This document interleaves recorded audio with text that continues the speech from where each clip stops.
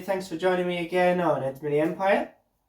Today we're back on the R50 Park Lane project and we're going to try and sort out some of those suspension problems. We've got 2 strut tops to replace and 2 bottom arm rear bushes to replace. Now the strut tops themselves aren't too hard, we just need to get the struts out of the car, compress the spring and then swap that over. The rear bushes aren't too difficult either, however to get access to them we do have to take the subframe out of the car because we can't get the bolts out that hold the arm to the subframe while it's in the car. There is no room. So what we're going to be doing to start with, I've already got the car jacked up on the front, got it jacked up, the wheels are off.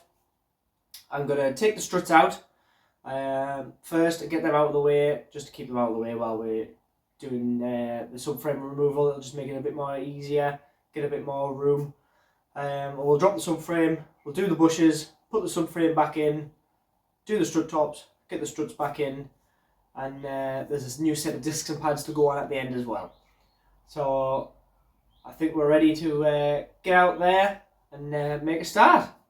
Let's go! Right, I like to start with this grub screw on the disc first before you take anything else off. And because we're changing these discs anyway, to make it a little bit easier for myself, I'm going to wedge a screwdriver in there. If you've got an assistant, you can get them to just step on the brakes. Oh, there we go. That one was quite nice. Normally they're seized.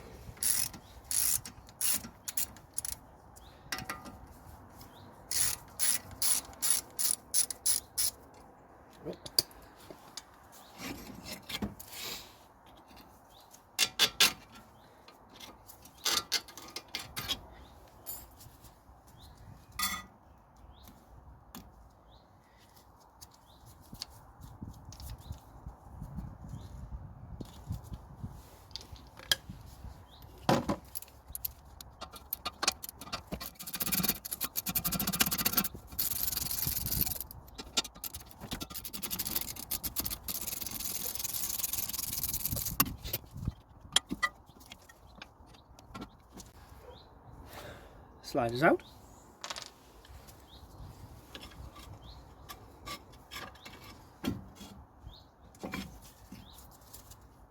Now this side we do have a brake pad wear sensor, so we will unclip some of this wiring. These are supposed to be clipped up behind here, but I know for a fact it's fell off. There we go.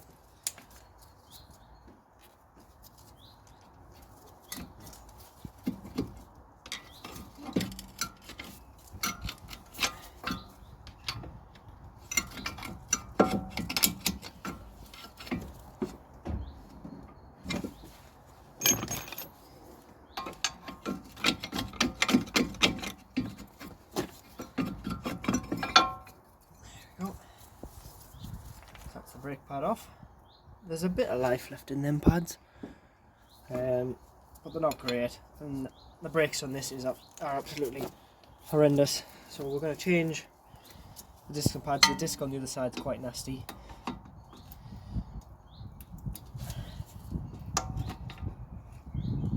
we go.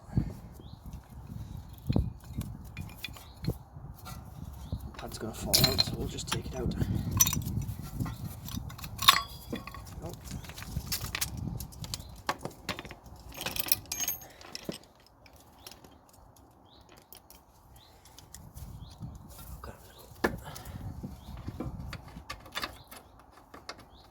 Little dangler, there we go, just to take some of that weight.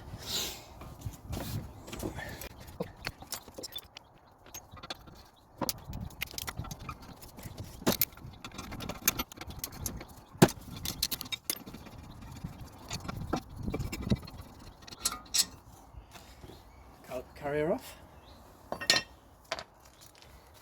And the disc off. This disc isn't too bad. There's some quite nasty grooves in there, but the other side is considerably worse, so we'll be changing them.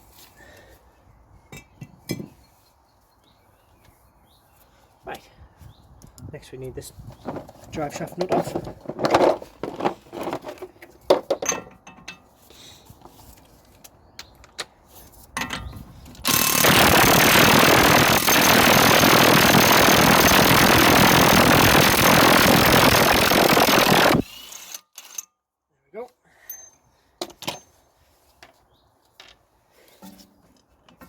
super duper.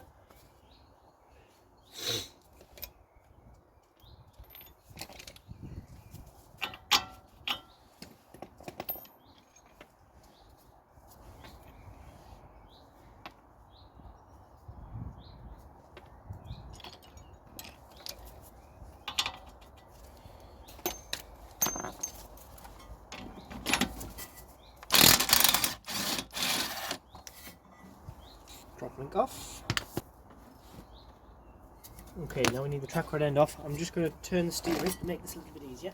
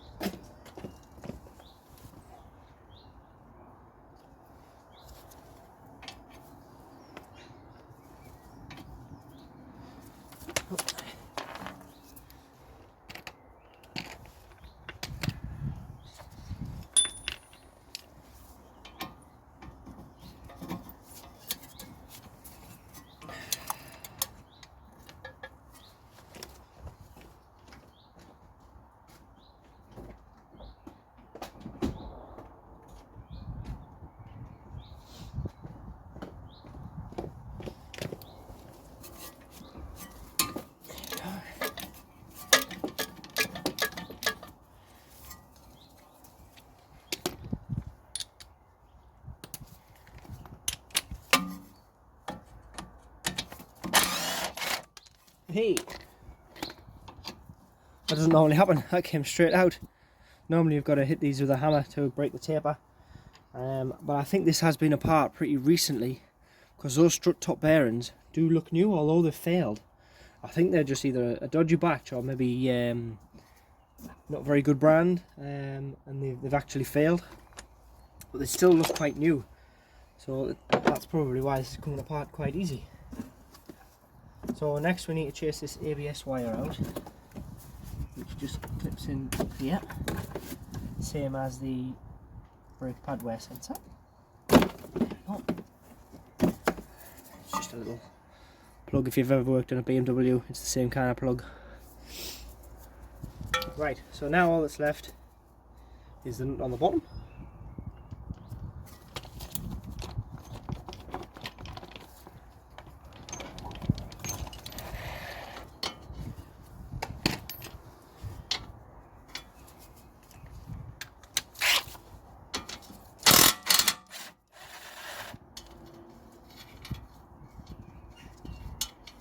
Okay, so we will have to break the tape on this one.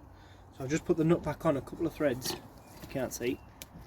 So I've just put that nut back on a couple of threads while we hit this with a hammer to break the taper.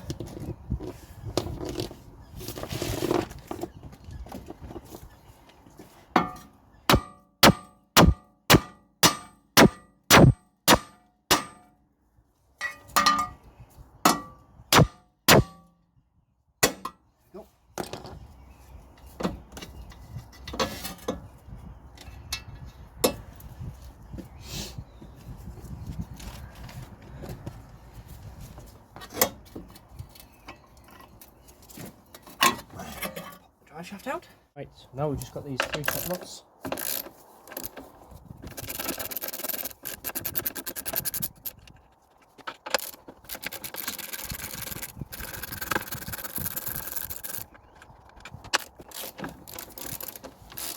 Okay, now as I'm loosening this last one off, this is going to fall out, so when I get the threads nearly at the end, I'm going to grab hold of the strut.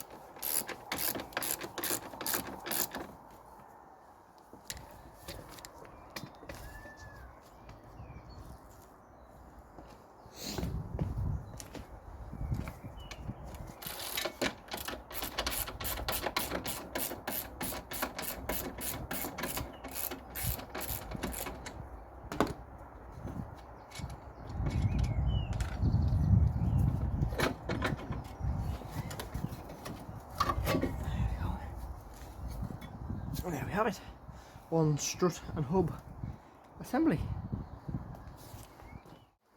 Now I know some of you are going to mention why I took this off in a full unit instead of just taking the shock absorber out of the hub. There's a very good reason for that. This hub, the shock absorber is held onto the hub with this pinch bolt. These never ever come out without hassle. The only way to get these out without snapping them is to have this section here glowing red with some serious heat. I'm not prepared to do that here for what is very little gain.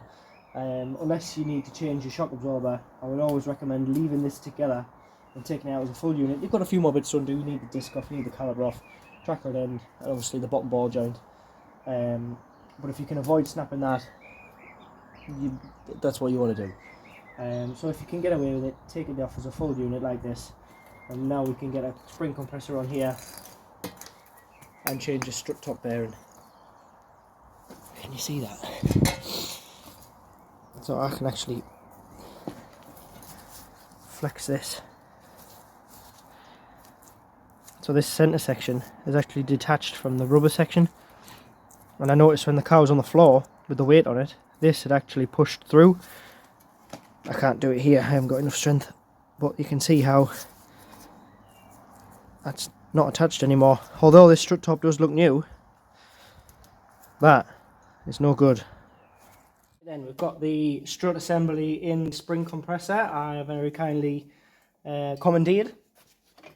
So we've got it pushed in there. We'll just use this pedal to compress the spring. You don't get very many coils on these, there's only 3 and a bit coils to get hold of.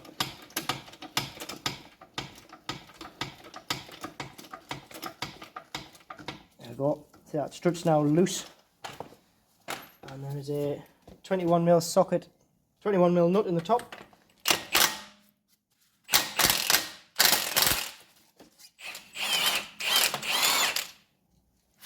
Whiz that off.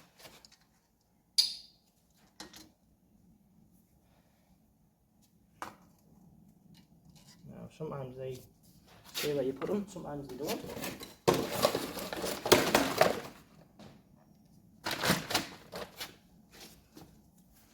Got the new one. You can see how much nicer this one looks already. This one's completely collapsed. Put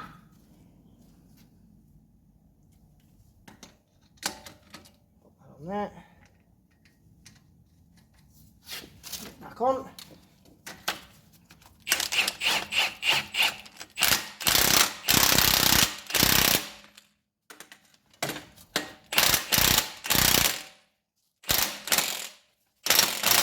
There we go. Before you release the tension off of this, you need to make sure that your spring's still sat properly in its little locators. We're alright at the top, we're a little bit off on the bottom, but I'll be able to just tweak that in like this as we go.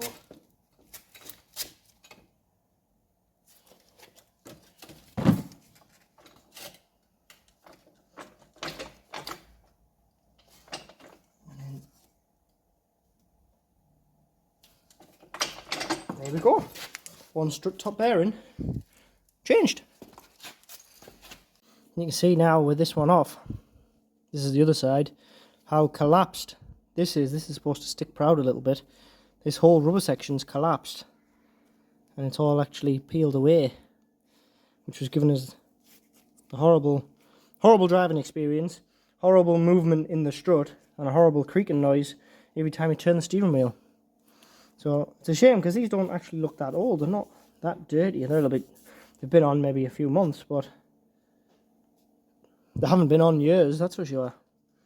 But oh well, sorted now. So now we need to unbolt the steering rack from the subframe, and there is 2 bolts on this side, one just over here and one here, and 2 on the other side. This is now much easier without the suspension strut in the way.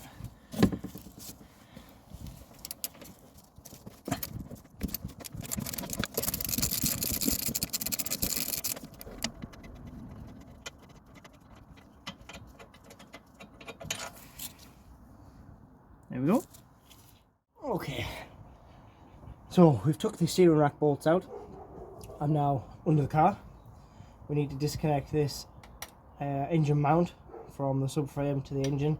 Now there's a big 16mm bolt in the middle there, which you can undo, but I prefer to just whip the bracket off the engine because it saves a bit of hassle. Sometimes they're seized in, sometimes the captive nut breaks loose and it just turns into a bit of a nightmare.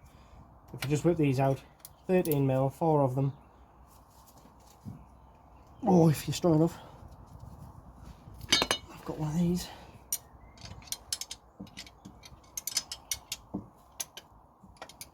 You can't get on. Just for a bit more leverage.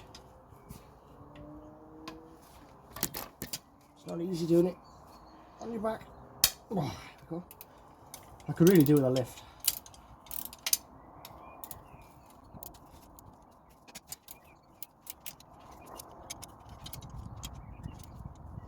Okay, once you've got all them 4 off, that's now loose. We will now need the power steering pump disconnected from the subframe because that's going to stay behind. Now we've got one 13mm nut just here. We've got 2 13mm bolts just up here.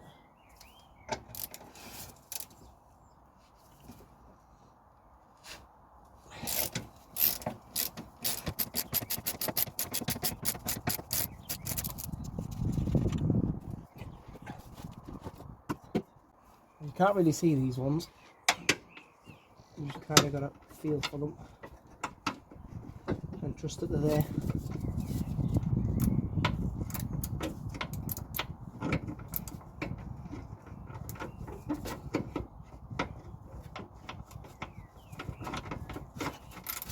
There's one.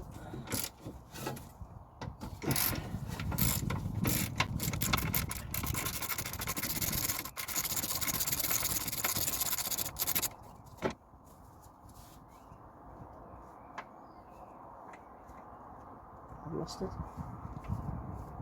There it is.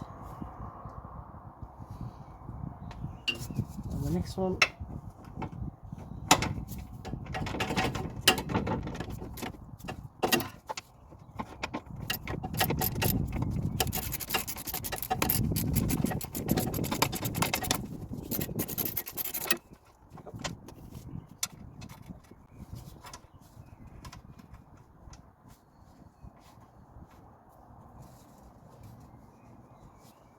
Come on, there we are. 2. So that'll just come off when we drop the subframe down. Now the subframe itself is held on with 16mm bolts, 3 each side at the back. If you can see that, I've got my light stuck too. Oh. 3 bolts here, 1, 2 and 3 each side, and there is 1 here which is through the bottom arm bush that we're actually changing, that goes into the chassis rail, and there is also 1 going upwards just above the drive shafts. Now there would normally be 2 extra ones which are like the chassis leg ends or subframe ends go to the crash bar, but if you remember back from my previous video, I took them off when I had the front end off and I've left them off for now. I haven't actually secured the front end back on, so I don't need to worry about them. But if you were doing this normally, you would have them to either disconnect from the front or to slide out as you drop the subframe.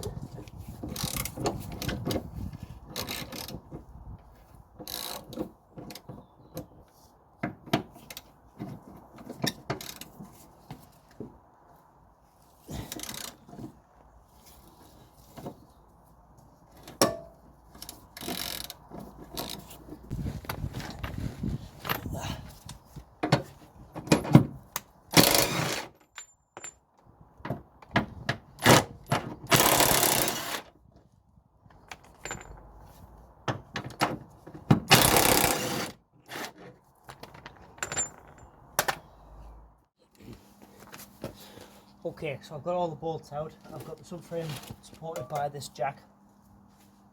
I'm now going to let it down slowly, and what I'll have to do is make sure that that steering rack comes loose, the power steering pump comes loose. They're going to stay behind. I've got them supported with a bungee cord, and I'll need to flip the anti-roll bar over because it actually starts at the back and comes over the steering rack. So as we come down, that I'll have to move over, but it's nice and loose, so it shouldn't be too bad. It'll just be a case of going down slowly and make sure we don't get stuck in anything. I'm working by myself, so it'll be a little bit more difficult, but and obviously it's dark, but hey ho, let's crack on.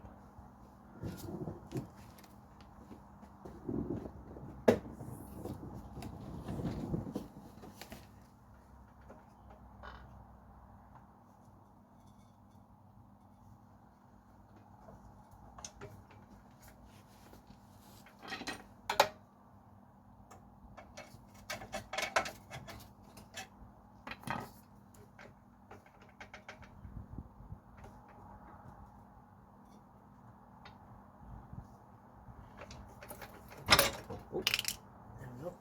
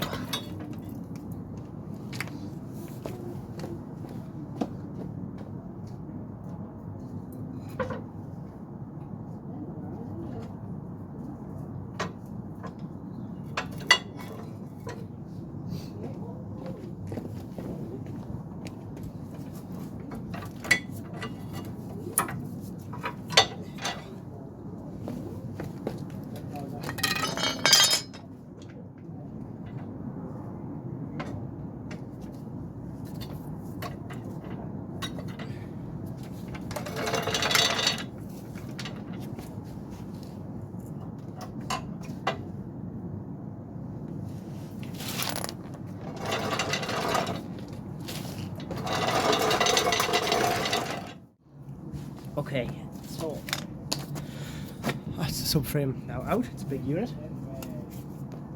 These are the bushes that we need to change, and you can see now why I have to take this out, because these bolts that hold the anti-roll bar on actually go through the mount, which is the bush. That is all the bush, is all this whole mount here. They go through there and into the subframe, and the body actually sits here.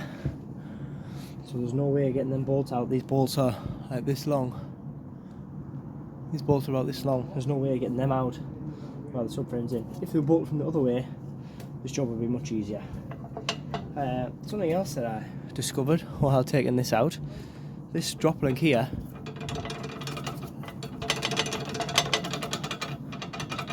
isn't tight. Now it is a reasonably new drop link, both sides, and it's had a new tracker end on as well, and those strut tops aren't too old, so I'm reasonably happy somebody's done a fair amount of work to this car. For whatever reason, that's either come loose or they've forgotten to tighten it up, and those strut tops have failed prematurely. These bushes are just old and tired, so now we need to undo these and get them off. Okay, we've got an arm off and it's here in the vise, so we can change this bush, and you can see how warm that is. I reckon if I tried hard enough I could twist that right off. Absolutely knackered. Now I've gone for complete units. This is an FAG one, good make. You can buy just the bush which presses into this metal housing, but I don't see the point. These are available. You've got to shop around a bit, you can get them. Make sure you get them with the housing. It just makes the job a bit faster, a bit easier. It doesn't matter what happens to this now because it's all getting changed. So we've got to try and get that off, and it just pushes off. It's like a hexagon kind of shaped end. So this just pushes off. There's no trickery, just a bit of brute force.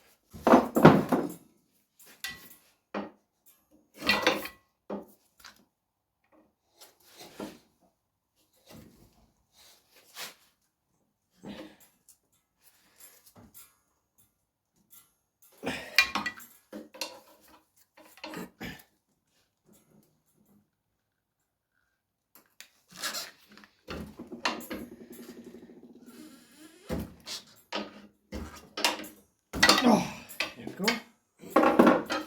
Easy peasy. See how worn that bush is. The rubber centre's completely loose.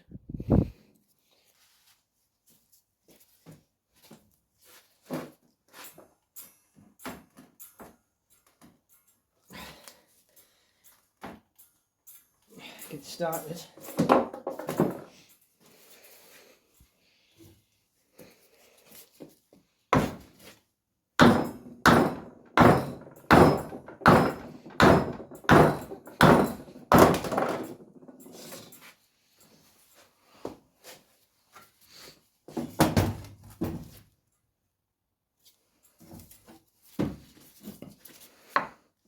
Well, there we go. After quite a lot of effort, we got it on. Look how nice and tight that is now. There's a little bit of compliance in there. That's what the bush is for, to take up that movement. But it's nowhere near as floppy as it was before. So now we're ready to reassemble.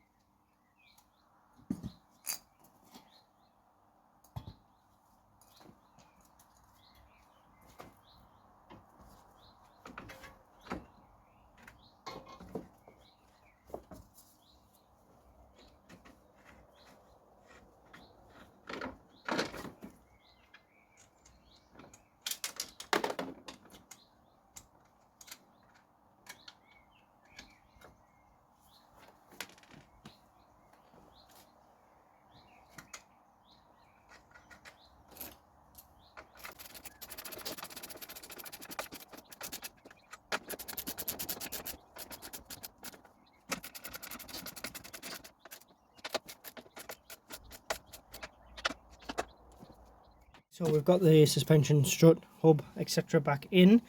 Now what I'm going to do is, this car, the steering wheel wasn't straight when I picked it up. The alignment is definitely wrong. That might have been down to the wear in them back bushes and the strut tops. But we're going to do a four-wheel alignment on this anyway in a couple of weeks. But what I'm going to do while I've got the wheels off is I'm just going to crack these lock nuts off, make sure that they adjust nice and free, and that'll make our lives a lot easier later on when we're underneath doing the wheel alignment. We will be getting a four-wheel alignment, so that'll make the car drive nice and straight. You should definitely, if you're doing suspension work, any suspension work, especially to this degree, with the subframe out, you should definitely be getting your wheel alignment reset after this. This track rod end, I haven't fit this. This is pretty new. This was on it when I bought it. So I like to think that this is going to come loose fairly easy if this has been changed. So let's give it a go. Hey. Oh, look at that. And the little collars come loose as well. Now hopefully. Oh, gorgeous. Now I'm not going to turn that too far, and I'll just nip this back up. It's just good to know that that will come undone when we need it to.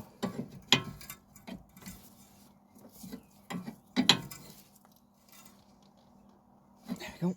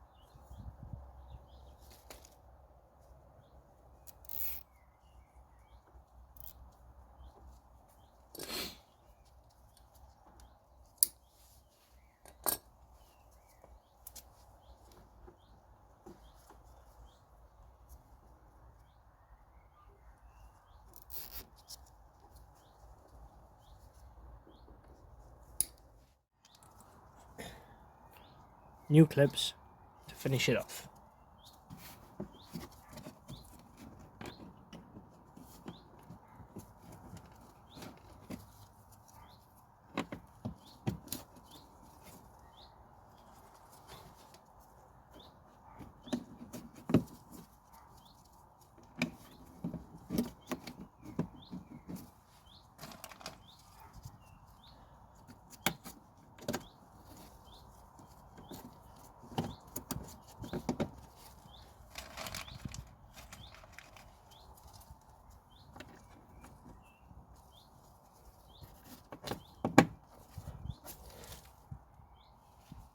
That's it for today's video.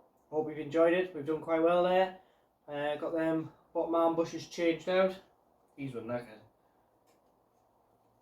If you've got a rattling on your Mini, definitely worth having a check of these, because it's not a nice job. Look at that. It's not a nice job. People avoid it. They end up as bad as that. But it's not to be scared of. Once you've got the subframe dropped, it's not too bad. The new bushes are a bit of a pain to get on sometimes, but such is life, isn't it? So yeah, just a quick recap. Done the bottom arm rear bushes. We've done discs and pads in the front, 2 front strut top mounts. I've now reassembled all the rest of the front crash structure, front bumper and everything's all back on properly. I am just going to bleed the brakes, but I need to wait until I get a friendly assistant for that. But we're nearing the end of the work that the little Mini needs. I'll have to check my jobs list, but I'm pretty sure other than a hoover out and a good wash, it's pretty much there. So I've got it booked in for MOT in just over a week's time. So hopefully we'll get that done and it'll all be plain sailing. I can't see any other issues with the car while I was under there. I am going to have a 4-wheel alignment done. We cracked off that those track rod end lock nuts, made sure they were free. The rear is adjustable as well, but we'll get to that when we do the alignment. The aircon needs gassed obviously as well, and obviously the MOT. So hopefully in a little over a week's time the Mini should be ready to rock. So if you're in the market for a little Mini, drop me a message, we'll do a little deal.